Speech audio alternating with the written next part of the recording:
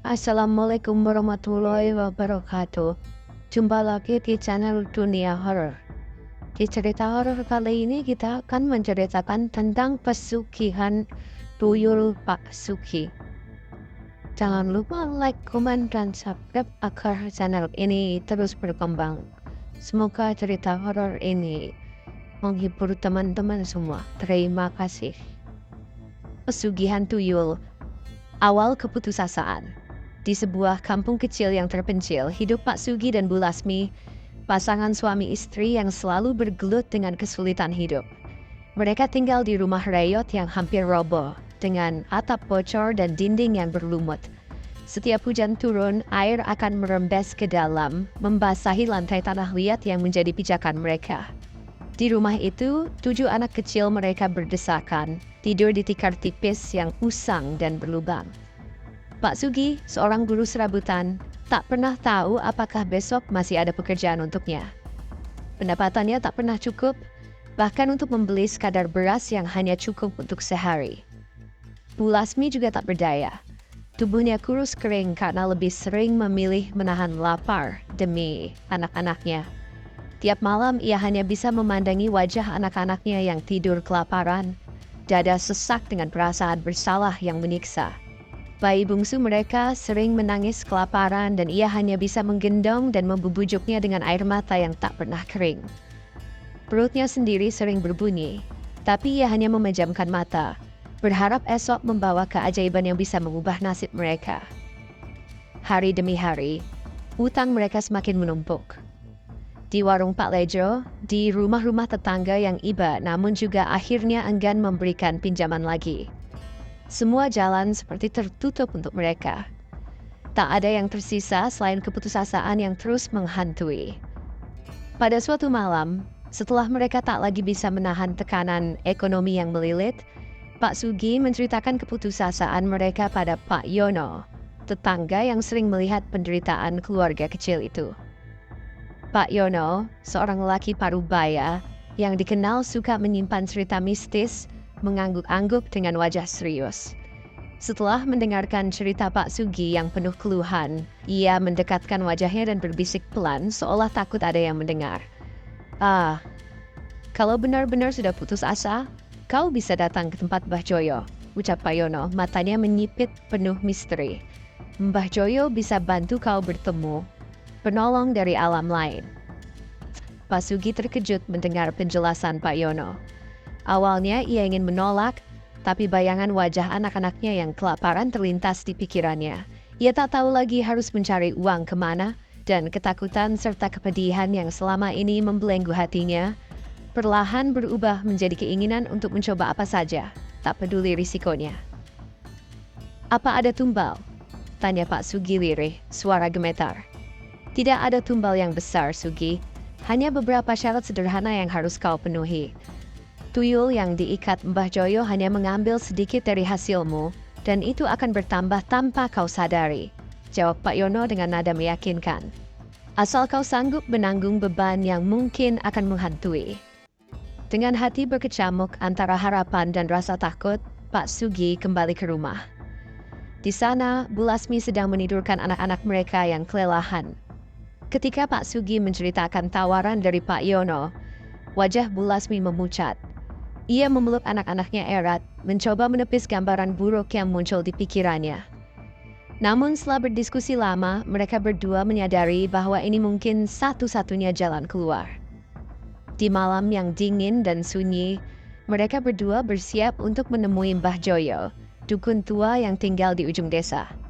Sesampainya di sana, mereka disambut oleh tatapan tajam seorang lelaki tua dengan sorot mata yang dalam dan misterius. Di balik matanya, seolah ada dunia lain yang mengintip, siap merenggut siapa saja yang mendekat. Kalian siap? Tanya Mbah Joyo dengan suara berat yang bergema di ruangan kecil itu. Pak Sugi dan Bu Lasmi saling pandang, lalu mengangguk pelan. Mereka menekan segala rasa takut, menggantinya dengan harapan untuk lepas dari jerat kemiskinan yang telah menghancurkan kehidupan mereka. Tak ada jalan kembali. Mereka telah memilih jalan ini, jalan yang kelam, penuh misteri, dan jauh dari belas kasihan. Dengan senyum tipis yang menyeramkan, Mbah Joyo mulai melantunkan mantra. Suara gumamannya seperti berasal dari alam lain, membuat bulu kuduk Pak Sugi dan Bu Lasmi meremang. Di tengah malam itu, mereka menandatangani perjanjian tanpa tinta dan kertas, hanya keputusasaan yang menjadi saksi dan cermin bagi keinginan mereka untuk lepas dari hidup yang penuh penderitaan. Pak Sugi dan Bu Lasmi kini telah mengikat perjanjian gelap, mengundang sesuatu yang akan membawa mereka pada jalan berliku, penuh bisikan makhluk tak terlihat yang menuntut bagian dari setiap sen yang mereka peroleh. Mereka tahu bahwa kegressing ini untuk kaya telah menggil kegelapan yang siap fate menghisap jiwa mereka perlahan nafas. Malam itu pekat, tak ada bintang di langit, seolah alam pun enggan menyaksikan perbuatan yang akan terjadi di rumah sederhana Mbah Joyo. Pak Sugi dan Bu Lasmi duduk di lantai tanah menghadap meja kayu tua yang penuh dengan barang-barang aneh. Keris berkarat, kain hitam, dan mangkuk tembaga kecil berisi kemenyan yang menyala. Asap kemenyan mengepul pelan, membentuk kabut tipis yang mengisi ruangan sempit itu, menciptakan suasana yang semakin berat dan pengap. Bau kemenyan yang pekat mulai membuat Pak Sugi mual, tapi ia menahannya. Mbah Joyo menatap keduanya dengan tajam, sorot matanya mengandung kekuatan gelap yang sulit dijelaskan. Ia mulai menjelaskan syarat dan pantangan dari perjanjian ini dengan suara serak dan pelan, hampir seperti berbisik, namun cukup jelas menggema di setiap sudut ruangan. Ingat baik-baik, ujar Mbah Joyo dengan suara yang bergetar, penuh kebencian. Seakan ia sendiri jijik dengan apa yang akan ia katakan. Tuyul ini bukanlah makhluk sembarangan. Dia akan memberikan kekayaan, tapi sebagai gantinya, dia akan menghisap jiwa dari kedekatan kalian berdua. Setiap kali kalian memenuhi kehendaknya, semakin dalam juga kekuasaan gelap yang akan mencengkeram hidup kalian. Pak Sugi menggigit bibirnya, dan Bu Lasmi menunduk, memegang tangan suaminya erat-erat. Mereka menyadari bahwa jiwa yang dimaksud Mbah Joyo adalah kepatuhan dan keharmonisan di antara mereka, sesuatu yang harus mereka korbankan untuk memperkaya diri. Mbah Joyo melanjutkan menjelaskan tentang pantangan lain. Mereka tak boleh menatap tuyul secara langsung dalam keadaan apapun dan tak boleh menyebut namanya. Tuyul ini, ia tak kasat mata bagi yang tidak ingin melihatnya. Namun ia akan selalu berada di dekat kalian. Di ujung kamar, di sudut-sudut gelap di balik cermin, ia selalu mengawasi. Ujar Mbah Joyo dengan nada yang menakutkan. Jangan pernah abaikan apa yang dia inginkan, atau kalian sendiri yang akan menjadi makanannya. Setelah penjelasan panjang dan penuh dengan peringatan itu, Mbah Joyo memulai prosesi ritual panggilan. Ia membakar kemenyan lebih banyak, membuat asap di ruangan semakin tebal. Suaranya mulai melantunkan mantra-mantra yang asing, kata-kata dari bahasa yang sudah lama terkubur dalam sejarah. Bunyi suaranya menggema di antara dinding. Semakin lama semakin keras, hingga akhirnya suasana menjadi senyap. Kemudian dari balik asap yang tebal, samar-samar muncul sosok kecil yang membungkuk. Tuyul itu bertubuh kerdil, dengan kulit pucat yang hampir transparan, sehingga urat-urat birunya terlihat jelas. Matanya jernih, bulat dan kosong, namun memancarkan kebencian yang dingin. Telinganya menjulang tinggi dan runcing, memberi kesan makhluk itu selalu siap mendengar rahasia-rahasia gelap. Tapi yang paling mengerikan adalah mulutnya, penuh lendir dan ingus yang terus menetes, dijilatinya sendiri tanpa henti. Sosok tuyul itu bergerak dengan cara aneh, seperti setengah melayang, setengah merangkak, meluncur mendekat ke arah Pak Sugi dan Bu Lasmi. Pak Sugi gemetar, tubuhnya menggigil ketakutan. Meskipun Mbah Joyo telah memperingatkan mereka agar tak menatap tuyul secara langsung, ia tak bisa menahan diri.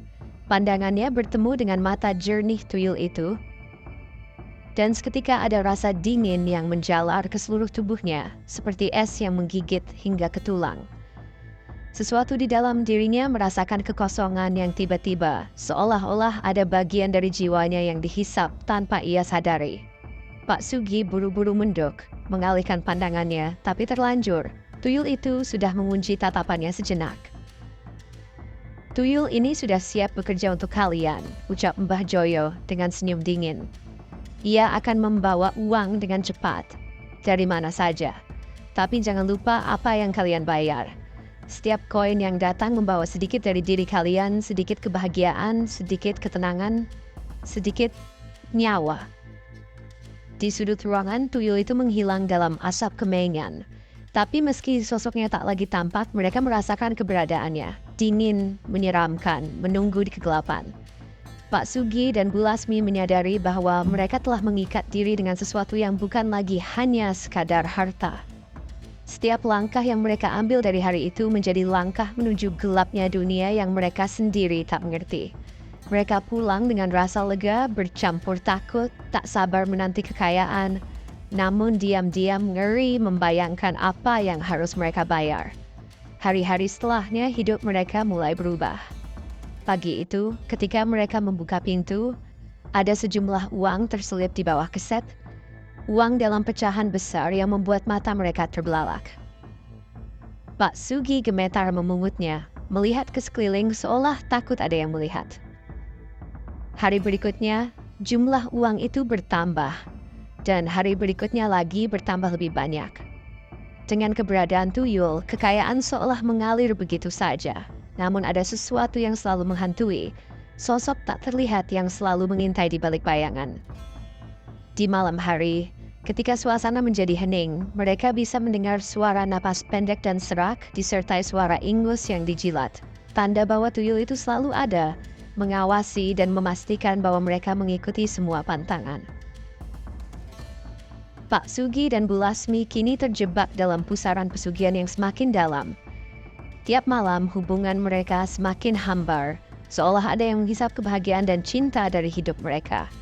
Tak ada lagi percakapan mesra, tak ada lagi pelukan hangat. Hanya hening, dingin, dan perasaan bahwa mereka tak pernah benar-benar sendirian. Sosok tuyul itu selalu ada, dalam bayangan, di sudut kamar, atau bahkan di belakang mereka, menunggu, terus menunggu, siap memakan apa saja yang berani melanggar perjanjiannya. Mereka telah menyerahkan jiwa dan hati mereka pada kegelapan yang tak pernah mengenal belas kasih. Pak Sugi dan Bu Lasmi menyadari dengan setiap koin yang datang, harga yang mereka bayar akan selalu lebih mahal. Dan tuyul itu meskipun kecil adalah iblis tak pernah kenyang. Selalu siap menghisap bagian lain-lain dari jiwa mereka yang tersisa, sedikit demi sedikit, hingga tak ada lagi yang tersisa untuk diambil. Sejak kehadiran tuyul, hidup Pak Sugi dan Bu Lasmi berubah drastis. Awalnya, uang datang perlahan namun cukup membuat kehidupan mereka jauh lebih baik. Tak lagi perlu berhutang atau mengirit bahan makanan, Pak Sugi mulai membeli berbagai kebutuhan yang selama ini hanya sebatas angan. Bahkan mereka berani meninggalkan rumah rayot di pinggir desa dan membeli rumah baru di pusat kota yang lebih layak dan nyaman. Rumah baru itu megah, berdiri dengan pagar tinggi dan taman yang luas. Sesuatu yang tak pernah bisa mereka bayangkan sebelumnya. Tetangga sekitar mulai memandang mereka dengan rasa heran dan sedikit iri. Mereka tahu Pak Sugi hanyalah buruh serabutan.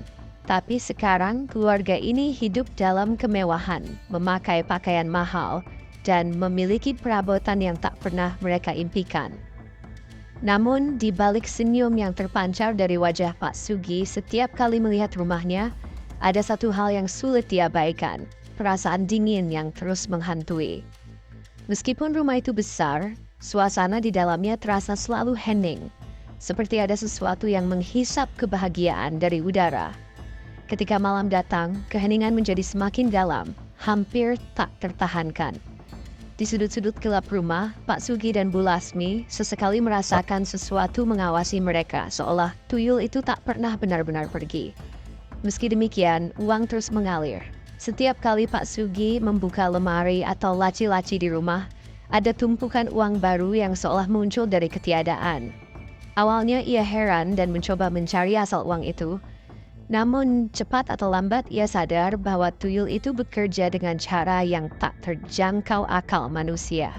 Tuyul itu tak hanya mencuri dari tempat-tempat yang tak diketahui dan tak seorang pun bisa mendeteksi keberadaannya. Pak Sugi hanya perlu menyediakan sedikit makanan dan air di sudut tertentu setiap malam sebagai bentuk syukur. yang kemudian hilang dengan sendirinya. Namun, kebahagiaan ini mulai dibayangi ketakutan dan kesepian. Bu Lasmi adalah yang pertama kali merasakan dampak lebih dalam dari kehadiran tuyul tersebut. Setiap malam, tubuhnya terasa semakin lelah dan hampa, seperti energi hidupnya terus diambil sedikit demi sedikit.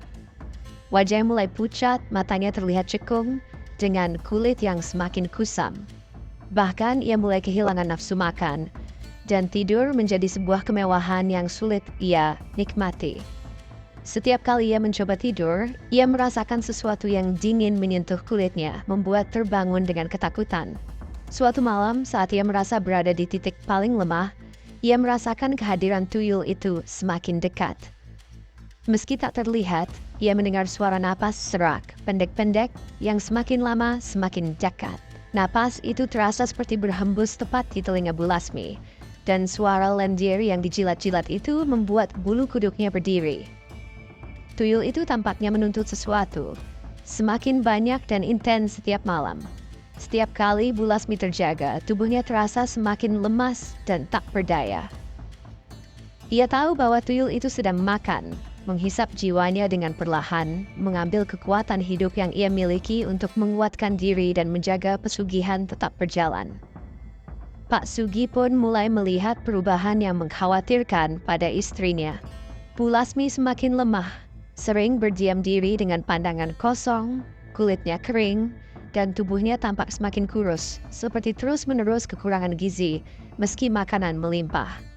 Pak Sugi pernah bertanya tentang kondisinya, namun Bu Lasmi selalu menutupi dengan senyum tipis dan berkata bahwa ia hanya lelah. Namun malam demi malam, perubahan ini semakin terlihat nyata. Kehidupan baru mereka memang penuh dengan harta, namun terasa begitu hampa. Pak Sugi mulai merasakan bahwa meskipun uang terus datang, ketenangan dan kebahagiaan semakin sulit ditemukan. Kebahagiaan yang mereka rasakan dari kekayaan itu hanyalah bayangan kosong, sekejap mengisi namun segera hilang, seperti pasir yang berjatuhan dari genggaman. Semakin lama, ia sadar bahwa setiap harta yang datang adalah hasil dari kerja tuyul yang tak kasat mata, yang hadir di rumah itu setiap malam, bekerja dalam kegelapan, mencuri dari orang-orang, dan terus menuntut sesuatu sebagai balasan. Suatu ketika, di sebuah malam yang mencekam, Bu Lasmi merasakan kehadiran tuyul itu semakin kuat. Ia merasakan sesuatu menyentuh lengannya, dingin dan licin, namun tak terlihat oleh mata. Ia mulai merasa seperti sedang berada dalam genggaman makhluk itu, terkunci dalam kekuatan yang tak bisa ia lawan. Seluruh tubuhnya gemetar, namun ia tak mampu berteriak. Dalam keheningan, ia mendengar suara-suara lirih, seolah tuyul itu berbicara dalam bahasa yang tak dimengerti, tapi tetap membuatnya merasa seperti diancam. Malam itu, Bu Lasmi tak mampu tidur, dan pagi hari ia bangun dengan kondisi yang lebih parah. Pak Sugi melihatnya dengan penuh kekhawatiran, menyadari bahwa pengorbanan yang mereka lakukan mulai merusak fisik dan jiwa mereka. Namun mereka juga tahu bahwa mereka telah terikat dan sudah terlambat untuk berpaling. Hari-hari berikutnya menjadi semakin menyesakkan. Setiap kali mereka melihat uang baru muncul di rumah, ada rasa takut yang menyelimuti, meskipun kebutuhan mereka terpenuhi dan mereka hidup dalam kemewahan. Ketakutan akan keberadaan tuyul itu semakin besar, seiring dengan kondisi Bu Lasmi yang semakin memburuk. Di setiap sudut rumah yang gelap, ada kesan bahwa makhluk itu sedang menunggu, mengawasi, siap mengambil lebih banyak dari mereka kapan saja. Kekayaan yang datang ini, meski tampak mempesona dan memuaskan, memiliki harga yang tak terlihat. Pak Sugi dan Bu Lasmi semakin sadar bahwa harta yang mereka terima adalah hasil dari kerja yang tak pernah bisa mereka lihat atau pahami sepenuhnya, yang terus menghisap kebahagiaan mereka. Tuyul itu adalah iblis yang tak pernah kenyang, dan mereka tak tahu seberapa lama lagi mereka mampu mempertahankan hidup mereka di tengah bayang-bayang gelap yang terus menghantui. Seiring waktu, kebahagiaan dari kekayaan itu semakin terasa kosong, seperti angin yang lewat begitu saja. Apa yang awalnya terasa sebagai anugerah kini menjadi kutukan. Pak Sugi dan Bu Lasmi mulai bertanya dalam hati, apakah mereka siap untuk kehilangan segalanya demi sesuatu yang tak bisa mereka sentuh, demi sesuatu yang tak pernah bisa mereka miliki sepenuhnya, hanya demi memenuhi ambisi dan keinginan akan kekayaan yang kini menjadi kutukan tak berujung. Kekayaan yang dimiliki Pak Sugi dan Bu Lasmi semakin meningkat dan godaan untuk menunjukkan status mereka ke lingkungan sekitar kian tak tertahankan. Pak Sugi yang dulunya selalu merunduk di hadapan orang-orang karena kemiskinan, kini berjalan dengan kepala tegak. Ia mulai mengenakan pakaian mahal, bahkan membeli perhiasan emas untuk melengkapi penampilannya. Dalam benaknya, rasa malu telah terkubur di bawah tumpukan uang dan pujian dari tetangga. Tetangga-tetangga yang dulunya mengolok-olok Pak Sugi kini tampak menghormatinya. Mereka sering memuji kerja keras Pak Sugi yang akhirnya membuahkan hasil, meskipun tidak tahu bagaimana ia bisa berubah secepat itu. Pak Sugi merasa bangga, dan tiap kali ada yang bertanya tentang perubahan hidupnya, ia hanya tersenyum penuh misteri dan berkata, "Rezeki memang bisa datang dari mana saja, asalkan kita ikhlas dan bekerja keras." Bu Lasmi juga merasakan euforia yang sama. Dalam kemewahan itu, ia merasakan kepercayaan dirinya tumbuh kembali. Namun, ia juga merasakan bahwa tuyul peliharaan mereka mulai berubah, seperti menuntut lebih banyak dan makin menjauh darinya. Rasa takut selalu menghantui setiap kali ia berada di rumah sendirian, merasakan kehadiran tuyul yang tidak kasat mata namun terasa dingin di setiap sudut ruangan. Namun, godaan untuk berbaur dan menunjukkan diri di masyarakat membuat Bu Lasmi lengah. Ketika ada tetangga yang mengajaknya ikut arisan ibu-ibu di desa, ia setuju tanpa pikir panjang. Ia ingin memiliki kesempatan memamerkan baju-baju mahal dan perhiasan yang kini ia miliki. Tanpa sadar, ia melanggar satu pantangan besar yang diingatkan Mbah Joyo. Tidak boleh pamer kekayaan secara terbuka, apalagi bergabung dalam perkumpulan yang bisa menimbulkan kecemburuan. Bu Lasmi mulai aktif menghadiri arisan dengan pakaian glamor, setiap detail perhiasan terlihat menyilaukan. Tetangga-tetangga mulai bergunjing, sebagian iri dan heran melihat perubahan drastis itu. Namun Bu Lasmi semakin menikmati perhatian tersebut dan semakin terbawa oleh godaan hidup mewah. Ia tak lagi memedulikan bisikan pantangan atau nasihat dari Mbah Joyo. Baginya, harta yang mereka peroleh harus dinikmati dan dipamerkan. Di sisi lain, setiap kali Bu Lasmi melanggar pantangan, ia merasa semakin jauh dari perlindungan tuyul. Setiap malam saat ia menyajikan sesajen di pojok ruangan, berupa nasi putih, telur rebus, dan kemenyan, bau kemenyan itu berubah menjadi semakin menyengat, seperti ada amarah yang tak terucapkan dari makhluk tersebut. Tuyul yang selama ini membantu mereka kini terasa semakin menakutkan. Sesekali Bu Lasmi melihat bayangan hitam melintas di sudut matanya, bergerak cepat dan hilang sekejap. Tapi cukup untuk membuatnya bergidik ngeri. Mbah Joyo pernah mengatakan bahwa tuyul memiliki jiwa yang sangat sensitif terhadap perubahan emosi dan niat pemiliknya. Ketika sang pemilik mulai melanggar pantangan, tuyul itu akan mulai merasa terabaikan dan merespons dengan menuntut sesuatu sebagai peringatan. Bu Lasmi yang dulunya taat kini semakin abai. Sesajen kadang tidak ia berikan tepat waktu atau ia beri dengan asal-asalan. Saat kelelahan setelah ikut arisan, ia bahkan sempat lupa meletakkan sesajen. Namun, karena tak segera melihat dampak buruk, Bu Lasmi pun menjadi semakin acuh. Hingga pada suatu malam yang kelam, saat Bu Lasmi baru pulang dari arisan, bencana datang menghantam keluarga mereka. Putra bungsu mereka yang berusia 4 tahun, Dimas, tiba-tiba demam tinggi. Tubuh kecilnya panas, wajahnya pucat, dan matanya memandang kosong ke arah langit-langit rumah, seperti sedang melihat sesuatu yang tak terlihat oleh orang lain. Pak Sugi dan Bu Lasmi kebingungan, tidak tahu apa yang harus dilakukan.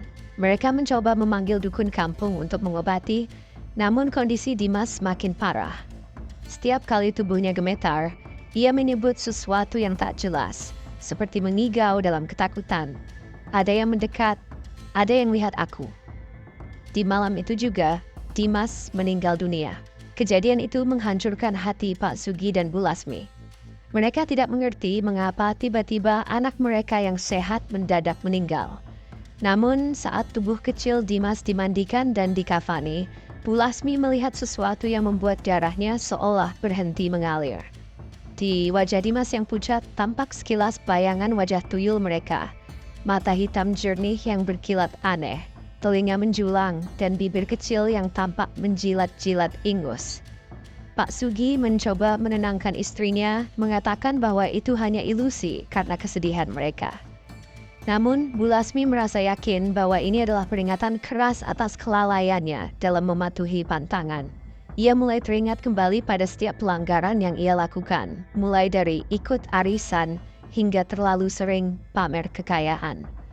Pak Sugi yang awalnya mengabaikan pantangan, kini mulai teringat pada pesan Mbah Joyo bahwa tuyul akan merasakan marah ketika pemiliknya mengabaikan aturan.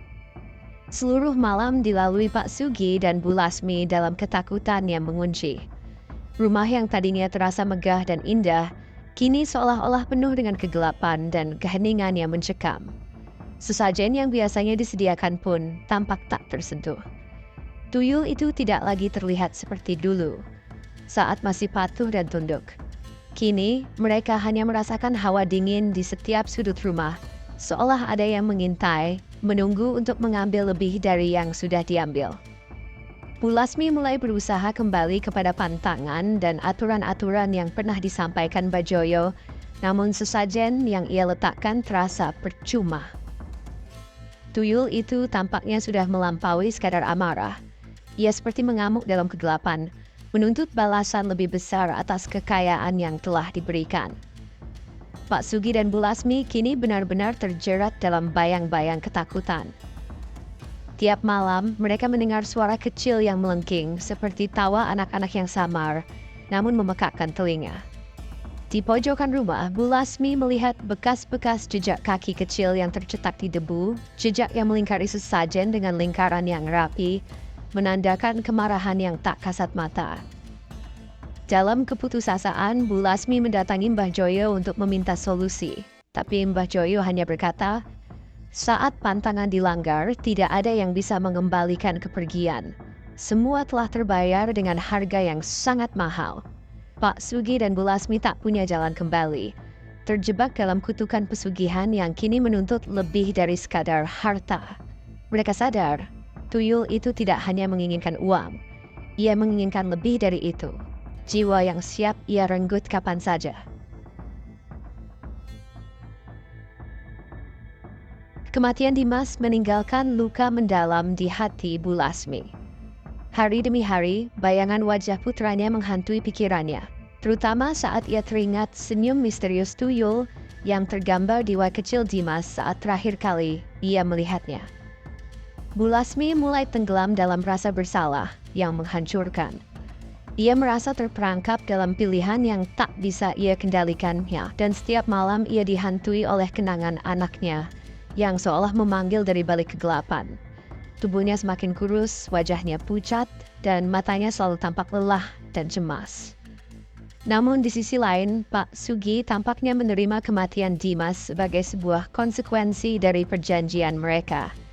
Ini harga kecil untuk kebahagiaan yang lebih besar, Lasmi, katanya dengan nada yang semakin dingin. Kita sudah banyak kehilangan, jangan sampai itu sia-sia. Semua ini demi masa depan kita. Bu Lasmi yang awalnya setuju mulai mempertanyakan segalanya. Kenikmatan hidup yang sempat ia rasakan kini terasa seperti racun yang perlahan menggerogoti jiwanya. Sementara Pak Sugi semakin terikat pada harta, Bu Lasmi justru semakin takut. Hatinya penuh dengan kengerian yang tak dapat ia ungkapkan pada siapapun. Ia merasa tuyul yang pernah mereka panggil kini telah menguasai hidup mereka, dan setiap kali ia menatap rumah megah yang mereka miliki, ia hanya melihat bayangan suram penuh kegelapan. Pada suatu malam, ketika Pak Sugi sedang keluar kota untuk urusan bisnis, Bu Lasmi mendengar langkah kaki di ruang tengah. Awalnya ia mengira Pak Sugi telah kembali. Namun ketika ia berbalik, ia melihat sosok yang membuat tubuhnya kaku. Berdiri di tengah ruangan, sosok Pak Sugi tampak tersenyum kepadanya, namun matanya tidak terlihat seperti biasanya. Tatapannya kosong. Hampir seperti anak kecil yang kelaparan dengan kilatan nafsu yang mengerikan. Lasmi, aku butuh jatahmu malam ini. Suara itu terdengar parau dan dalam, namun tetap menyerupai suara Pak Sugi. Bu Lasmi terdiam, bingung antara takut dan terpesona. Sosok itu mendekatinya perlahan, dan semakin dekat, ia merasa ada hawa dingin yang menyeramkan. Tanpa sadar tubuhnya bergetar ketakutan, namun entah mengapa ia tidak bisa menolak. Setiap kali sosok itu mendekat, ia merasakan dirinya seolah ditarik dalam jurang yang gelap dan tak terhindarkan. Ia tahu di balik sosok Sugi itu ada kekuatan yang jauh lebih besar dan jahat. Sosok itu, yang sebenarnya adalah tuyul dalam wujud Pak Sugi, menyentuh kulitnya, dan dari sentuhan itu ia merasakan panas yang menyengat sekaligus dingin seperti kematian. Bu Lasmi tidak bisa melawan. Tubuhnya terasa seperti lumpuh, dan saat tuyul dalam wujud suaminya itu mendekapnya, ia merasakan seluruh tenaga hidupnya tersedot keluar. Napasnya melemah, tubuhnya terasa berat, dan ia hanya bisa memejamkan mata sambil menahan ketakutan dan rasa sakit yang tak terbayangkan. Sosok tuyul itu tampak menikmati setiap helaan napas terakhir yang berhasil ia serap dari tubuh Bu Lasmi. Malam itu menjadi malam yang panjang dan mencekam bagi Bu Lasmi. Setiap detik terasa seperti siksaan yang tanpa akhir. Kejadian ini terus terulang setiap kali Pak Sugi tidak ada di rumah. Tuyul itu dengan liciknya menggunakan wujud Pak Sugi untuk terus mendekati Bu Lasmi, menuntut jatah yang selalu membuat tubuhnya semakin lemah. Setiap kali tuyul itu hadir, Bu Lasmi merasakan sensasi yang aneh dan tak terjelaskan. Tuyul itu begitu perkasa dan licik memanfaatkan kelemahannya, dan dengan perlahan, Bu Lasmi menyadari bahwa kekuatan tuyul tersebut jauh lebih berbahaya daripada yang pernah ia bayangkan. Wajahnya semakin pucat, matanya cekung, dan tubuhnya tampak semakin kurus. Setiap kali Pak Sugi kembali ke rumah, Bu Lasmi tidak mampu menatapnya dengan tenang. Ia merasa jijik dan takut, namun tidak bisa mengungkapkan apa yang ia alami. Setiap kali ia mencoba bicara, sesuatu dalam dirinya menahan, seolah-olah tuyul itu bisa mendengar setiap kata yang keluar dari mulutnya. Suatu malam, saat Bu Lasmi terbaring lemah di kamar, ia melihat sesuatu yang membuat hatinya nyaris berhenti. Di sudut kamar, di dekat jendela, terlihat bayangan kecil dengan wajah pucat dan senyum jahat. Wajah yang tampak seperti gabungan wajah Pak Sugi dan anaknya yang telah tiada. Bayangan itu menatapnya, matanya berkilau dalam gelap. Dan setiap kali Bu Lasmi mencoba mengalihkan pandangan, bayangan itu bergerak mendekat seolah-olah ingin menelan seluruh jiwanya. Ia mencoba berteriak, namun suaranya tercekat, napasnya terasa susah, dan tubuhnya semakin dingin. Bayangan itu terus menatapnya semakin dekat, semakin mencekam. Bu Lasmi akhirnya terpejam, berharap semuanya hanyalah mimpi buruk. Namun kenyataannya lebih mengerikan dari yang ia bayangkan. Setiap malam kini menjadi siksaan tanpa henti, dan Bu Lasmi mulai kehilangan dirinya dalam kegelapan yang semakin dalam. Pak Sugi yang semakin sibuk dengan kekayaan yang diperolehnya, tak lagi peduli pada kondisi Bu Lasmi. Ia hanya melihat Bu Lasmi sebagai bagian dari pengorbanan kecil untuk kehidupan mewah yang kini mereka nikmati. Pak Sugi tidak sadar bahwa istrinya telah tersedot habis oleh kekuatan jahat yang mengintai di setiap sudut rumah mereka. Ia mulai acuh, merasa bahwa semua ini adalah harga yang harus mereka bayar. Namun di suatu malam saat Pak Sugi sendiri tertidur di kamar, ia merasakan sesuatu yang dingin menyentuhnya. Matanya terbuka, dan di hadapannya, ia melihat wajah tuyul yang begitu menyeramkan. Wajah anaknya, wajah dirinya sendiri, semuanya bercampur dalam satu sosok mengerikan yang tampak seperti bayangan gelap tanpa bentuk. Pak Sugi menyadari bahwa dirinya juga telah terjebak dalam kutukan yang tidak bisa ia hindari. Kutukannya akan terus menguntitnya hingga akhir hayatnya. Rumah besar mereka yang penuh kemewahan kini menjadi penjara yang menyeramkan, penuh dengan bisikan dan bayangan yang tak kasat mata. Pak Sugi dan Bu Lasmi hanya bisa bertahan, terperangkap dalam dunia yang tidak bisa mereka tinggalkan. Setiap malam menjadi lebih gelap, lebih dingin, dan penuh dengan teror yang tak pernah mereka bayangkan sebelumnya. Kehidupan mereka yang penuh kekayaan kini tak lagi berarti apa-apa. Mereka telah kehilangan semua yang berharga, termasuk jiwa mereka sendiri. Di balik tawa-tawa kecil yang samar di malam hari di sudut-sudut gelap rumah, tuyul itu terus mengintai, menunggu saat berikutnya untuk menyerap sisa-sisa jiwa mereka yang tersisa. Pak Sugi semakin merasa kekuasaan di tangannya. Harta yang terus mengalir tak hanya membawa kemewahan, tetapi juga membawanya pada posisi yang ia anggap lebih tinggi dari orang-orang di sekitarnya. Namun, di balik semua kemewahan itu, Pak Sugi tahu bahwa seluruh kejayaan ini berada di tangan makhluk gaib yang ia pelihara. Tuyul yang kini menjadi bagian dari hidupnya dan semakin hari justru terlihat semakin kuat dan semakin sulit untuk dikendalikan. Suatu hari, Pak Sugi menerima kabar bahwa Pak Ustadz Saiful, seorang tokoh agama yang dihormati di kampung mereka, mengungkapkan kecurigaannya tentang asal-usul kekayaan Pak Sugi. Pak Ustadz bahkan mulai mendekati warga sekitar, mengajak mereka untuk lebih berhati-hati dan senantiasa bersandar pada agama. Kabar ini sampai ke telinga Pak Sugi membuatnya geram. Ia tidak bisa membiarkan ada orang yang mengusik hidup barunya. Pak Sugi menemui Mbah Joyo, meminta saran bagaimana caranya menyingkirkan ancaman dari Pak Ustadz. Mbah Joyo hanya tersenyum tipis, berkata, "Tuyulmu itu sudah terlalu kuat sekarang, Sugi. Dia akan mampu menghadapi apa saja, bahkan doa-doa Pak Ustadz sekalipun. Cukup beri saja dia arahan, dan dia akan melaksanakan perintahmu." Malamnya, Pak Sugi memerintahkan tuyulnya untuk memberi peringatan pada Pak Ustadz. Dengan wajah penuh kebencian, ia berbisik ke arah sosok kecil tak kasat mata yang berdiri di sudut kamar. "Datangi dia. Buat dia tahu siapa yang punya kuasa di sini." Di sisi lain, di rumah Pak Ustadz Saiful, keadaan mendadak terasa aneh. Malam itu ketika ia tengah berdoa, Pak Ustadz mendengar suara kecil berbisik. Suara yang makin lama makin nyaring di telinganya. Punggungnya tiba-tiba merinding, hawa dingin menyelusup ke dalam rumahnya Sei, dan tiba-tiba ia merasa ada sesuatu yang tak berwujud namun memiliki kehadiran yang nyata. Pak Ustadz mengangkat kepalanya menatap sekeliling dengan waspada. Ia tahu ada sesuatu yang mengintainya di balik bayangan. Buru-buru Pak Ustadz mengambil air yang telah ia doakan, lalu menyiramkan di sekeliling ruang tamunya, berharap bahwa makhluk itu akan pergi.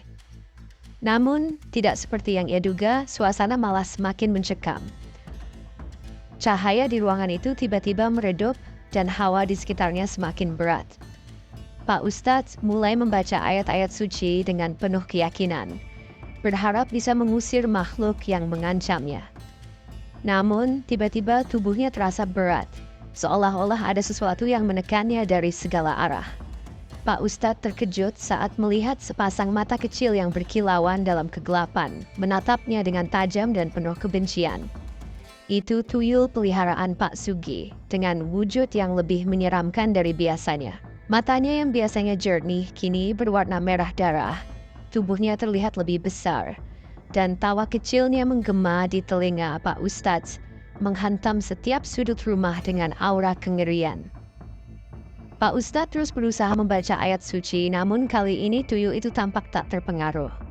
Dengan langkah kecil namun penuh kesaktian, tuyul itu mendekat ke arahnya. Dan setiap kali Pak Ustadz mencoba mendekatkan ayat suci atau benda yang telah didoakan, tuyul itu hanya tertawa sinis, seolah mengejek kekuatan manusia. Dalam keadaan terdesak, Pak Ustadz merasa keringat dinginnya mulai mengalir. Setiap bacaan doa yang biasanya mampu menaklukkan makhluk halus kini tidak lagi berdaya. Pak Ustadz mencoba meminta pertolongan Allah dalam hatinya, namun suara di telinganya semakin keras. "Tidak ada yang bisa menyelamatkanmu dari kami. Aku sudah terlalu kuat." Suara tuyul itu menggema dalam benaknya. Keesokan harinya, Pak Ustadz datang dengan wajah penuh ketakutan ke rumah Pak Sugi. Saat berhadapan dengan Pak Sugi, ia hanya bisa menunduk dan memohon ampunan. Pak Ustadz tidak mampu lagi menantang atau bahkan menasihati. "Maafkan saya Pak Sugi, saya akan berhenti membicarakan Anda dan keluargamu. Saya mohon, jangan ganggu saya lagi." Pak Sugi hanya tersenyum puas melihat betapa seorang tokoh agama yang selama ini dihormati kini bersimpuh di hadapannya, memohon belas kasihan. "Baik Ustadz, tapi dengan satu syarat. Kau harus menuruti perintahku, apapun itu," kata Pak Sugi, suaranya penuh kemenangan. Pak Ustadz tak punya pilihan lain. Ia mengangguk dengan lemah, merasa harga dirinya tercabik-cabik.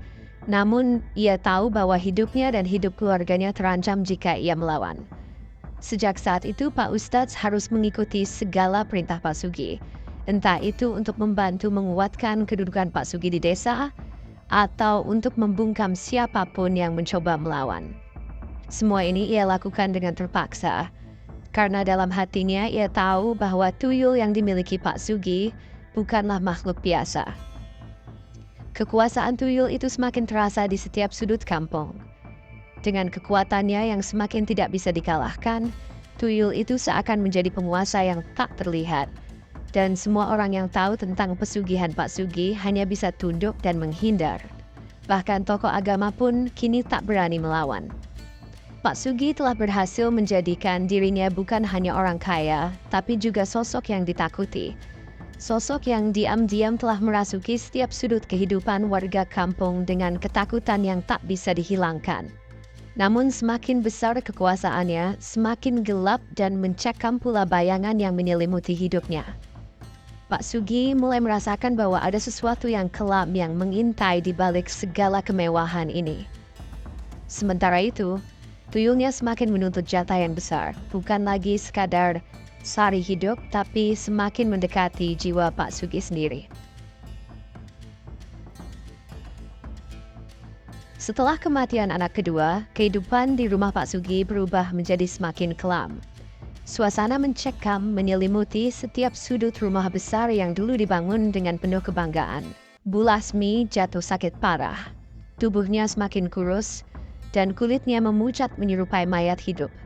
Tatapan matanya kosong, dan raut wajahnya senantiasa menunjukkan penderitaan yang tak terucapkan. Setiap malam, ia menggigil ketakutan, terbangun oleh bayangan yang mengintai, bisikan-bisikan dari makhluk tak kasat mata yang selalu berbisik di telinganya. Tetangga mulai mencium adanya sesuatu yang janggal. Bisik-bisik soal pesugihan tersebar di kampung. Orang-orang memperhatikan perubahan drastis pada keluarga Pak Sugi, kekayaan yang mendadak, kematian dua anaknya, dan kondisi Bu Lasmi yang kian memburuk. Gosip beredar bahwa mereka telah menjual jiwa demi kekayaan. Orang-orang yang dulu menghormati keluarga Pak Sugi kini berbisik-bisik dan mulai menjauhi mereka.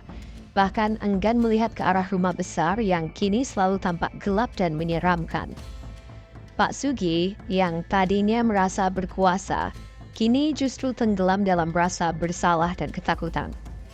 Setiap malam ia mendengar suara tawa kecil yang nyaring dan bergema di seluruh rumahnya.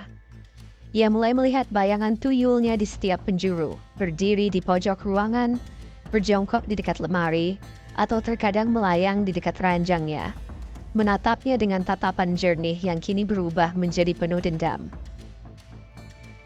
Pak Sugi bahkan seringkali terbangun di tengah malam dengan perasaan tercekik, seakan-akan tangan kecil tuyul itu sedang mencengkram lehernya. Sementara itu kondisi Bu Lasmi semakin parah. Setiap kali ia mencoba berdoa atau mengucap syahadat, seolah-olah ada kekuatan tak terlihat yang menahannya. Kata-kata suci tersangkut di tenggorokannya, membuatnya tercekik dan kesulitan bernapas.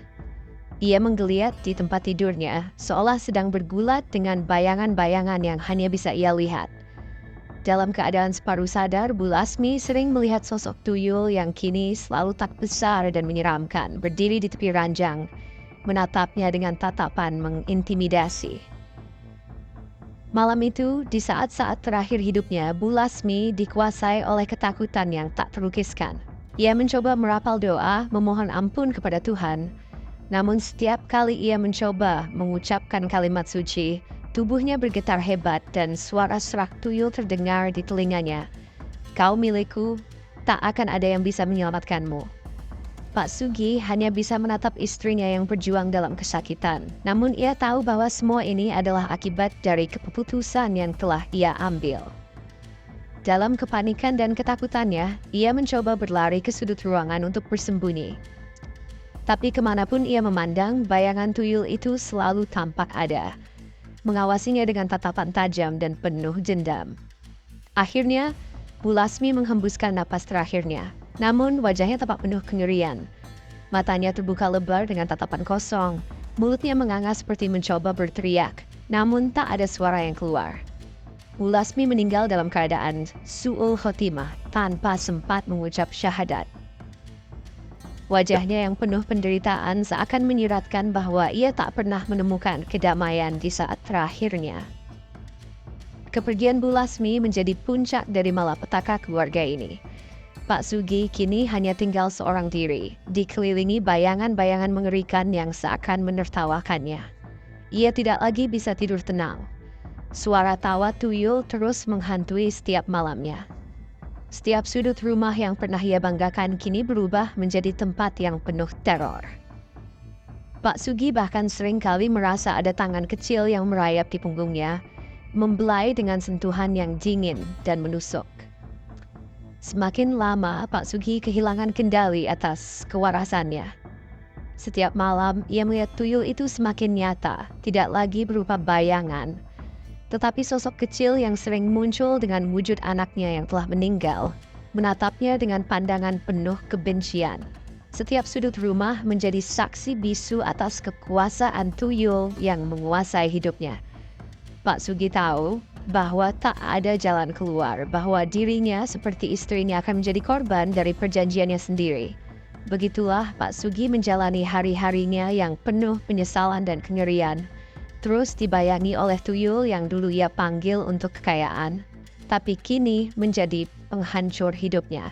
Tak ada lagi yang bisa menyelamatkannya.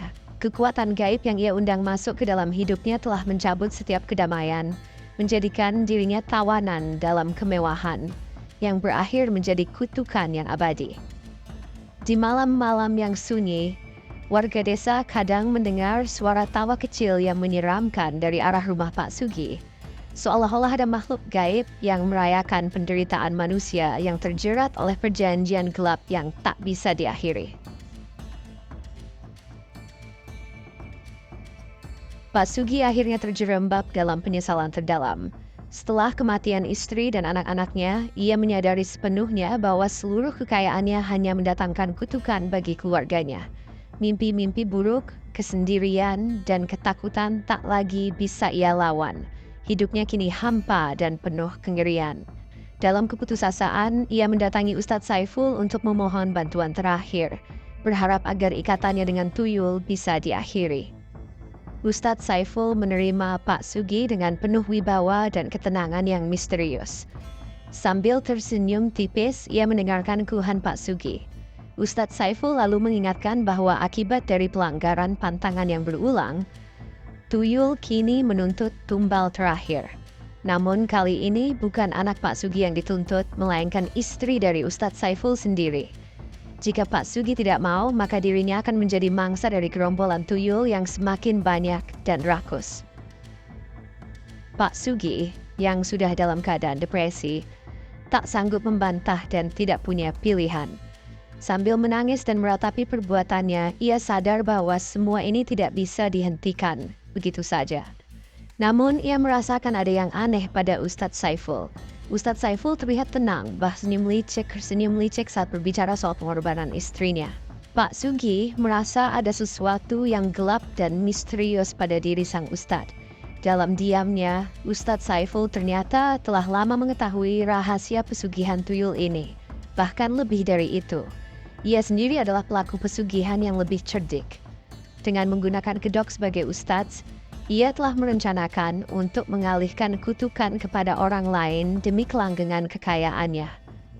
Pak Sugi adalah salah satu alat yang dijadikan korban untuk menjaga kekayaan dan kemewahan yang tak henti-hentinya mengalir pada Ustadz Saiful.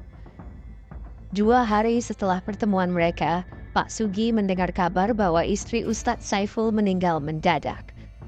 Namun, desas-desus menyebar bahwa Ustadz Saiful tidak bersedih atas kepergian istrinya. Sebaliknya, Beberapa bulan kemudian, ia menikahi seorang wanita muda yang sangat cantik dan berasal dari desa sebelah. Kehidupan Ustadz Saiful malah semakin makmur dan bisnisnya berkembang pesat. Orang-orang memuji kebaikan dan kesuksesannya. Tak ada yang mengetahui bahwa di balik semuanya tersembunyi perjanjian gelap. Sementara itu, Pak Sugi semakin tenggelam dalam keputusasaan. Kematian 3 anaknya dan istrinya menghantui setiap detik dalam hidupnya. Rumah besar yang dulu ia banggakan kini terasa seperti neraka. Bayangan tuyul terus muncul di setiap sudut, suara tawa yang menusuk terus menggema di telinganya.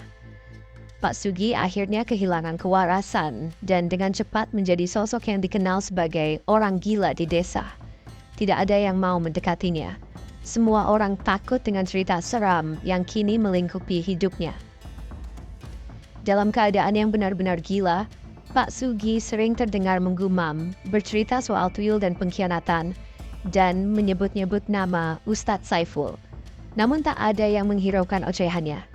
Mereka hanya menganggapnya sebagai delusi dari orang yang kehilangan akal. Sementara itu, Ustadz Saiful semakin hidup dalam kemewahan yang luar biasa. Setiap tahunnya, ia mengganti istri dengan wanita muda dan cantik, menjaga pesugihannya tetap aktif dan tumbalnya selalu tercukupi. Dengan kekayaan yang terus mengalir, ia menjadi konglomerat yang sangat dihormati. Orang-orang di desa bahkan mendambakan menjadi bagian dari keluarganya karena percaya bahwa siapapun yang bersamanya akan hidup dalam keberlimpahan materi dan kemakmuran. Cerita berakhir dengan Pak Sugi yang tak lagi bisa mengenali dirinya sendiri, berjalan sendirian tanpa tujuan. Dalam hari-hari terakhirnya, ia hanya terlihat mondar-mandir di sekitar desa dengan tubuh yang semakin kurus dan mata yang kosong. Pada suatu malam yang sunyi, Pak Sugi ditemukan meninggal dengan senyuman mesra menyeramkan di wajahnya. Seakan-akan di detik terakhirnya, ia menyadari kebenaran dan balasan dari semua perbuatannya. Namun senyum itu tak membawa ketenangan, hanya menjadi saksi bisu atas kejatuhannya dalam bayang-bayang perjanjian gelap yang ia buat. Demikianlah akhir dari kisah ini, di mana perjanjian dengan kekuatan gaib, tipu daya dan keserakahan membawa kehancuran tak terelakkan. Dan di balik tabir dunia, sosok tuyul yang dulu menjadi harapan bagi Pak Sugi kini terus menjadi bayangan yang menertawakan menanti korban berikutnya.